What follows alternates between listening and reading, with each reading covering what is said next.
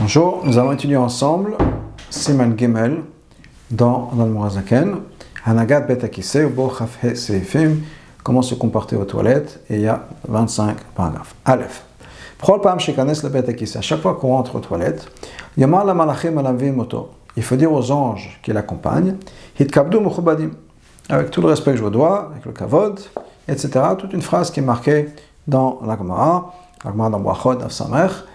Et l'Admorazaken ne va pas rentrer dans les détails parce qu'il dit Varshav lo nagol de nos jours, on ne dit plus ça. Cette phrase en demandant aux malachim de nous pardonner parce qu'on est un être humain, qu'on a besoin de rentrer, de faire nos besoins.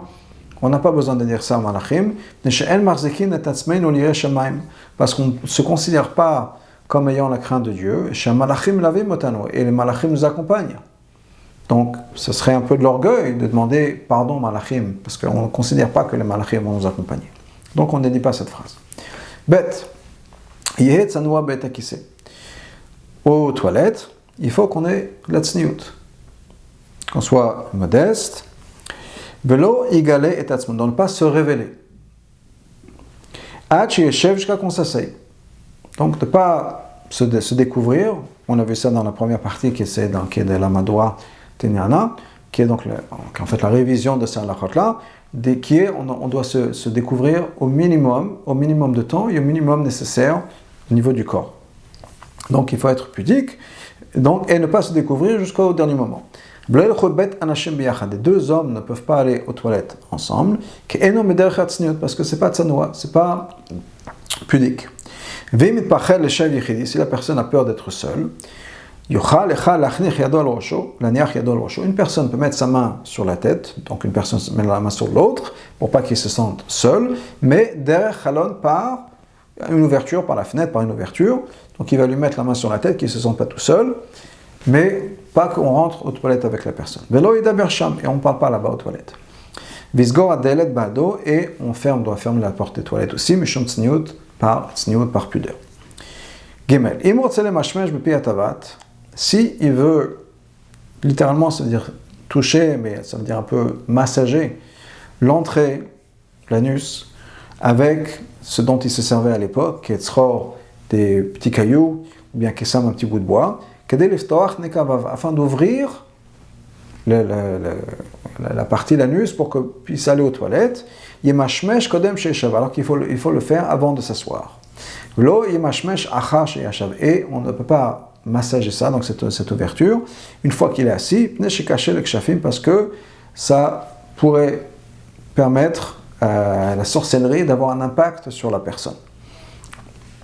Au niveau de sorcellerie, en général, on dit que de nos jours, si une personne ne fait pas attention à ça, on n'a pas besoin d'y faire attention, et les choses sont un peu différentes de nos jours, mais donc si la personne veut faire ça, à l'époque, il faut le faire debout avant de s'asseoir. Dalet. Himusrach lefanot. Si quelqu'un a besoin d'aller aux toilettes, et il ne peut pas, c'est-à-dire qu'il ne s'assort pas, il est constipé. Qu'il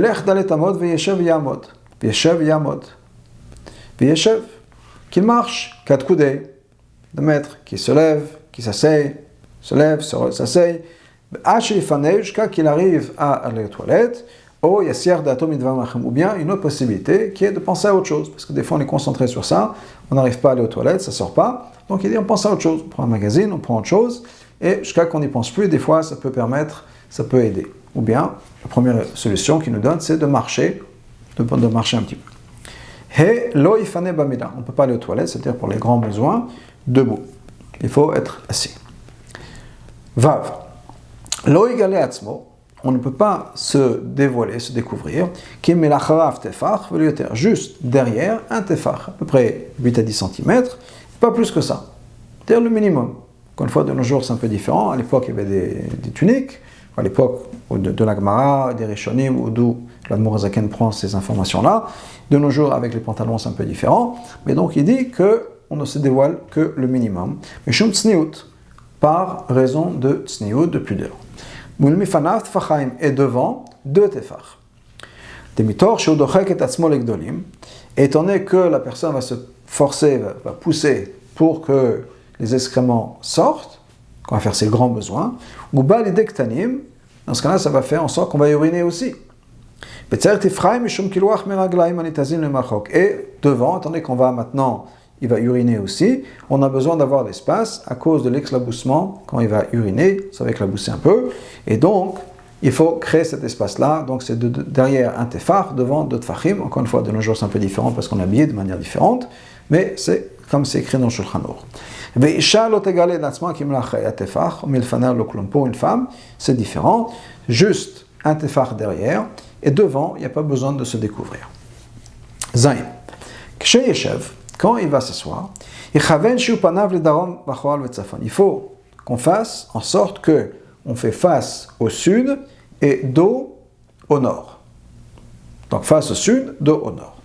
Ou il fera bien le contraire, face au nord, dos au sud. C'est-à-dire qu'on ne peut pas être dans la direction, ce qui va te dire dans la ligne d'après, on ne peut pas être dans la ligne est-ouest, il faut qu'on soit dans la ligne nord-sud. Mais on ne peut pas donc s'asseoir est-ouest, ben shepanav le mizrach, ben shepanav le marav, qu'on fasse face à l'est ou qu'on fasse face à l'ouest, on ne peut pas faire ça. Parce que la shrina est à l'ouest. Dans le Beth Amikdash, quand on rentrait dans le Beth Amikdash, on rentrait du côté est et on faisait face à l'ouest. Le Saint des Saints, le Kodesh HaKodeshim était à l'ouest, et donc on ne peut pas faire ça.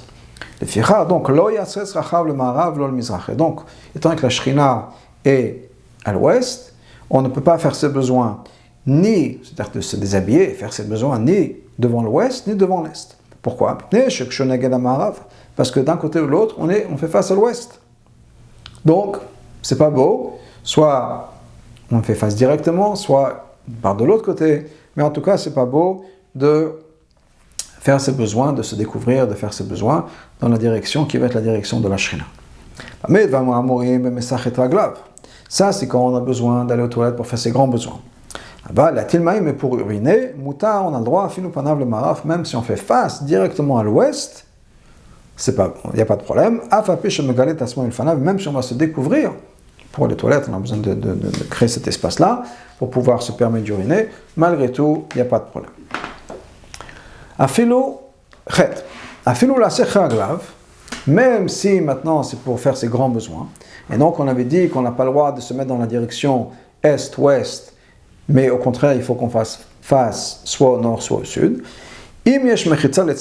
S'il y a une mechitza, une séparation, une paroi du côté ouest, on a le droit de faire ses besoins à proximité de cette paroi, ce mur ou autre chose. Et dans ce cas-là, si on fait face à l'est, c'est-à-dire qu'on a son dos à l'ouest, c'est bon. S'il y a la paroi qui est à l'ouest, et si la mechitza est du côté est, dans ce cas-là, dans ce cas-là, qu'on met son dos à l'est, et comme ça la mechitza bloque son derrière, la partie, son postérieur, et c'est tsanoua, c'est bon. Tête.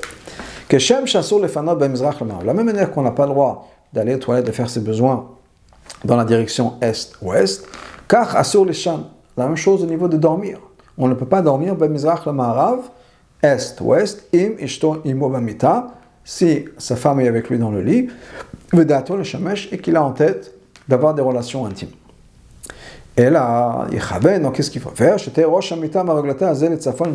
Il faut qu'on fasse attention que la tête des pieds et les pieds des pieds, un soit vers le nord et l'autre soit vers le sud. Donc le lit, encore une fois, est-ouest, et pardon, nord-sud et pas est-ouest. Et c'est bien de faire attention, même si sa femme n'est pas avec lui, il est seul dans le lit, de faire en sorte que le lit soit nord-sud et pas est-ouest. Yud. Si quelqu'un il n'a pas la possibilité, ou c'est pas facile, dans les mots du Shulchan Aruch, c'est pas facile de tourner le lit, de faire en sorte qu'il soit nord-sud. La pièce ne s'y porte pas, il n'y a pas de place pour le lit si on change la direction, etc. Il n'y a pas d'interdiction d'avoir des relations intimes si le lit est est-ouest. Il n'y a pas de problème. On peut se reposer sur le Zohar. Qui nous dit qu'il faut faire attention que le lit soit exactement dans cette direction. Le Zohar nous dit qu'il faut absolument que le lit soit est-ouest. Non seulement ça, donc d'après le Zohar, c'est pas juste que c'est interdit c'est pas que c'est juste interdit d'avoir le lit est-ouest, au contraire, il faut que le lit soit est-ouest. Et donc, on peut se reposer sur ce Zohar pour nous dire que c'est bon. Yud Aleph. Amatil mei minat sofim. Quelqu'un qui urine de tsofim. Alors, tsofim, littéralement, c'est là où on peut voir. Et le Admor Zaken va expliquer dans la parenthèse. Pirouche, c'est quoi tsofim? Là, on peut voir, regardez. Pirouche, kol makom svat Yerushalayim. C'est n'importe quel endroit autour de Yerushalayim, shecholin lerot et Bet Hamikdash, à partir duquel on peut voir le Bet Hamikdash. Misham de cet endroit-là. Donc, une colline, un des endroits où on a vu sur le Bet Hamikdash. Misham ve'elach, à partir de ce point-là, et vers l'intérieur, en yecholin lerot. Et, pardon, à partir de cet endroit-là, et après de l'autre côté, vers l'extérieur, en yecholin lerot, on ne peut plus voir le Bet Hamikdash. On est trop loin. Donc, Nikra Otom Makom Tsofim, cet endroit-là, à partir duquel on commence à voir le Bet Hamikdash, on l'appelle Tsofnim. Donc, Tsofim, c'est le premier point, autour de Yerushalayim, où on peut voir le Bet Hamikdash, le mont du Temple. Lifnim Lo Yital. Donc, à partir de cet endroit-là, donc à partir de cet endroit donc de Tsofim, Lo Yatil, on ne peut pas même uriner de cet endroit-là. Ou Panav Mamash Klapagodesh. Si on fait vraiment face au Bet Hamikdash, pas face, dans le sens où on est vraiment dans la direction du Bet Hamikdash. À partir de cet endroit-là, si on se trouve à un endroit dans Yerushalayim où on voit le Bet Hamikdash, on ne peut pas uriner en direction du Bet Hamikdash. Qu'est-ce qu'on fait? Il faut qu'on s'en tourne un peu du côté. Yudbet. Quand quelqu'un va aux toilettes, et un endroit où il n'y a pas de séparation entre lui et quelqu'un d'autre. Un espace ouvert. Kegon, par exemple, Babika, dans une vallée. Tsarich litrachek, il faut qu'il s'écarte. Ad makom shelo yuchal chaveo lirot et ma shemegalim et psaro b'shah shenifte. Il faut qu'on soit assez éloigné, au point où la personne qui nous regarde ne peut pas voir notre chair, notre corps, la partie révélée ou dévoilée de notre corps, partie découverte de notre corps au moment où on va aux toilettes. Donc il faut que ce soit assez loin que si quelqu'un nous regarde, nous voit, peut-être qu'il voit la position effectivement qu'on a accroupi, mais il ne peut pas voir la partie dénudée de notre corps. Même si la personne va entendre les gaz qui sortent, les bruits qui sortent quand on va aux toilettes. On n'a pas besoin de s'écarter plus que ça. Tant qu'il n'y a pas de visuel, même si on peut entendre, mais tant qu'il n'y a pas de visuel, c'est bon. Maintenant, s'il y a une séparation, une paroi qui va séparer un mur, un arbre, un petit muret, n'importe quoi, qui va séparer entre une personne et une autre, que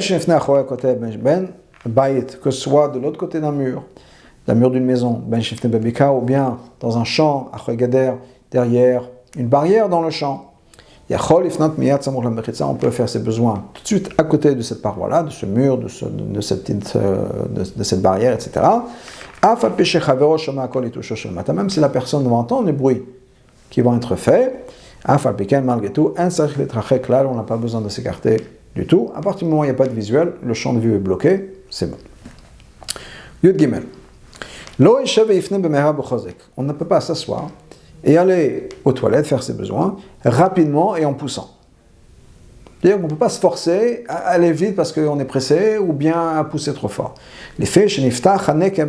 Pourquoi? Parce que qu'est-ce qu'on fait?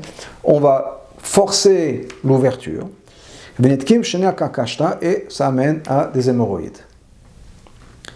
Et donc pour la même raison, on n'a pas le droit de se forcer trop fort, à pousser trop fort quand on va aux toilettes. Yudalet. On ne peut pas s'essuyer avec la main droite. Et là, on parle de s'essuyer avec la main directement. Pas comme de nos jours, on a du papier toilette, mais à l'époque, ils n'avaient pas de papier toilette. On parle de s'essuyer avec la main. Parce que la main droite nous sert à mettre les téfilines sur la main gauche. C'est la main qui sert à mettre les téfilines. Et donc, il n'est pas beau, c'est pas approprié de s'essuyer avec cette main-là, ce qui est la main qui sert à mettre les téfilines. Iteria, un gaucher, mais il va s'essuyer avec sa main gauche à lui, c'est-à-dire sa main qui n'est pas la forte, Shou Yemin Shel Kol Adam, qui est en fait la main droite de chaque personne. Afilo Mi She'oseh Kol Ma'asav Biyamin, et même si quelqu'un fait tout de la main droite. Ela Shekotev Besmol, mais il écrit de la main gauche. Lo Ikanach Besmol, il ne peut pas s'essuyer avec la main gauche. Shekotev Ba, avec laquelle il écrit. Pourquoi? Parce que pour un gaucher, il va mettre les tefilines sur la main droite, et donc il les attache avec la main gauche, et donc c'est sa main qui lui sert à mettre les tefilines, et donc on ne se sert pas de la main qui sert à mettre les tefilines pour s'essuyer. Comme chez Baï Siman Chavzaïn Siftet, là-bas dans Siman Chavzaïn Siftet, on nous explique la halachot de mettre les tefilines, etc. Et pour un gaucher met les tefilines sur la main droite, et donc la main gauche lui sert à mettre les tefilines, et donc il ne peut pas s'essuyer avec. Tedvav. Donc, on a dit que quoi? Pour un droitier, gaucher c'est exactement l'inverse, un droitier ne peut pas s'essuyer avec la main droite. C'est la main qui sert à mettre les tefilines. Donc, on se sert de la main gauche. Dans la main gauche, il est bien de ne pas se servir du doigt du milieu pour s'essuyer. Pourquoi? Parce que c'est le doigt sur lequel on met les tefilines. Comme on va expliquer dans Siman Chavzaïn, Sif Yud Aleph. Tet Zayin. Lo yikanar bechatichat cheresh shana chalaka. Quand on s'essuie, encore une fois, à l'époque, il n'y avait pas de papier toilette, donc il se servait de plusieurs d'autres moyens, soit des petits cailloux, soit des fois des bouts de poterie qui étaient cassés. Quand il y avait une poterie qui se brisait, on recyclait l'argile, et on se servait de ça pour s'essuyer. Donc on ne peut pas s'essuyer avec un bout d'argile, de poterie qui a été cassé, shana chalaka qui n'est pas lisse. V'yesh ba chidudim ktanim, et il y a des petites pointes. D'un sakana, parce que c'est dangereux. Shelo inatek ba sheneka kashla, pour pas qu'on fasse des trous, qu'on se blesse avec ça. Afilo beogane kli cheres, shem chalak, même s'il y a des bouts de kli cheres qui sont complètement lisses, ve'enam mekarim et abasar, et ils ne vont pas déchirer la peau. On ne peut pas s'essuyer avec ça, parce qu'on dit que ça peut amener de la sorcellerie. Quelqu'un qui veut nous faire du mal peut mettre un kishouf sur ce bout d'argile, et après on va s'en servir, et on va souffrir de ce kishouf, de ces mots qui ont été dits, de cette malédiction qui a été mise sur l'argile, et donc on s'en sert. Non plus, on ne peut pas s'essuyer non plus avec des herbes sèches. Shem Khadim, parce qu'elles sont souvent coupantes, elles sont très aiguisées. Ça coupe la peau. De la même manière, toute chose qui est passée au feu, on ne peut pas s'essuyer avec.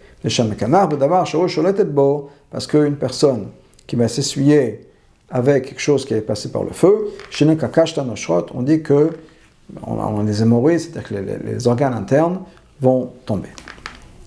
Ça, c'était à l'époque.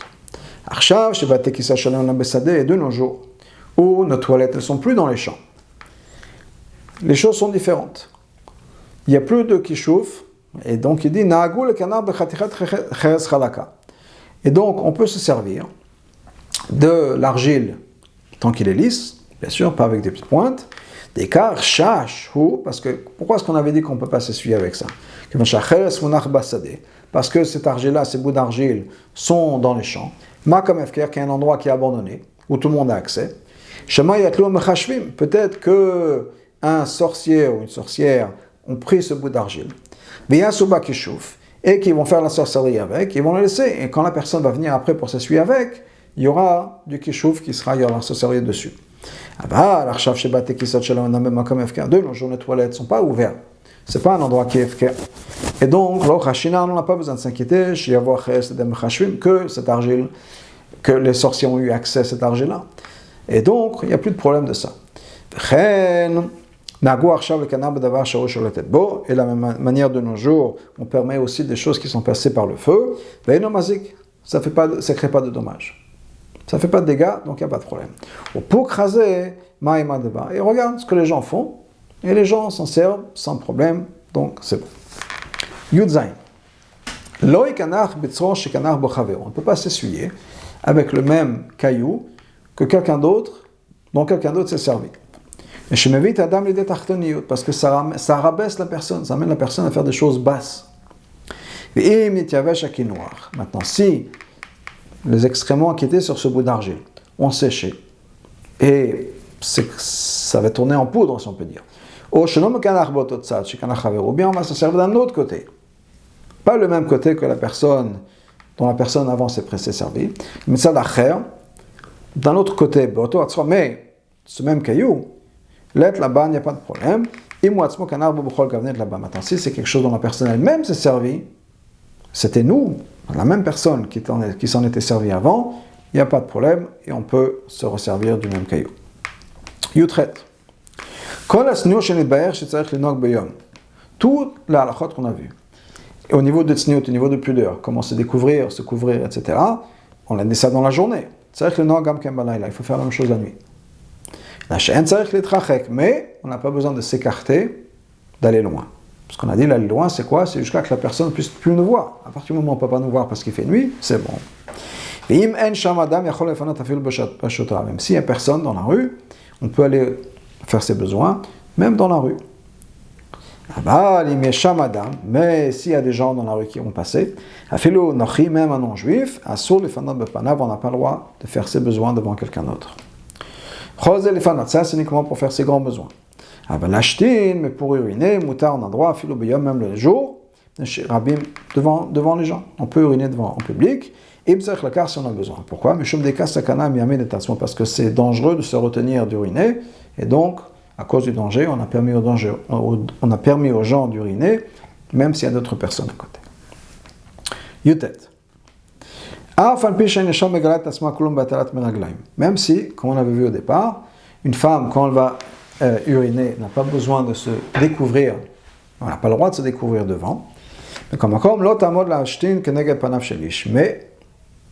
elle va être couverte. Elle aura sa jupe, sa robe, sa tunique qui va la couvrir devant. Malgré tout, elle ne peut pas faire ses besoins, même uriner, devant un homme. Même devant un bébé. Parce que c'est ce qu'on appelle la chutzpah, c'est pas beau, c'est pas raffiné. Si elle va uriner devant. Mamash. Mais sur le côté, où elle ne va pas vraiment uriner devant la personne, là, il n'y a pas de problème. Chaf.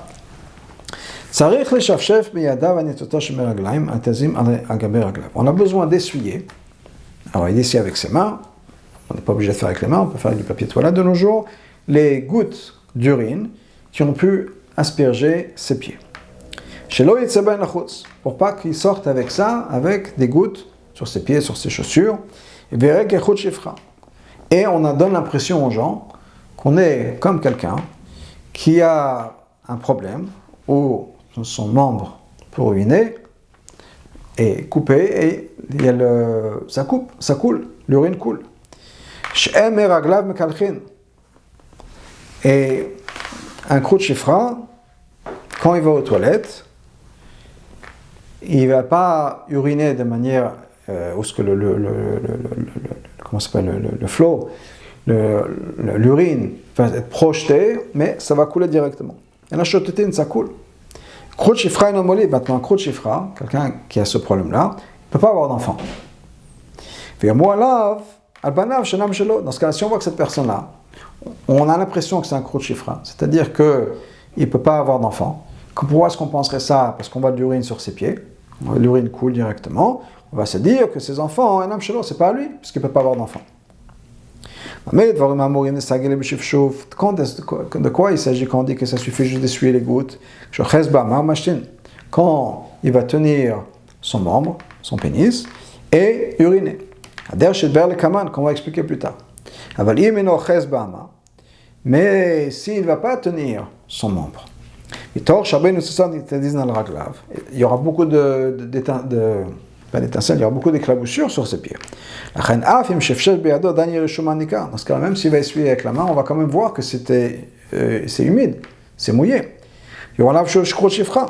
Et donc, les gens vont dire, il ne peut pas avoir d'enfant, parce qu'il y a un croûte chifra. Dans ce cas, qu'est-ce qu'il faut faire? Si il va uriner, qu'il urine dans un endroit où il y a la terre qui va être, qui est molle, qui est souple et qui va absorber l'urine.